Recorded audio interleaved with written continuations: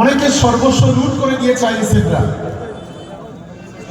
সেই ধরনের তৃণমূল কংগ্রেসের কর্মীদের 10 জন করে নিয়ে ঘটকপুকুরে আসতে হবে।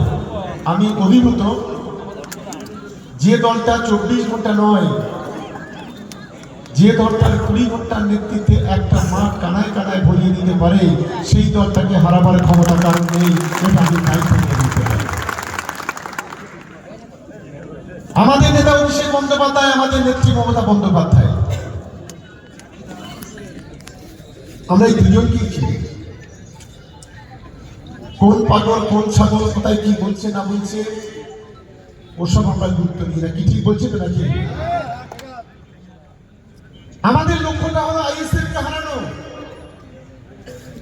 আমাদের লক্ষ্যটা হলো ভাঙড়কে উদ্ধার করা, আমাদের লক্ষ্যটা হলো দিদির হাতে, অভিষেক বন্দ্যোপাধ্যায়ের হাতে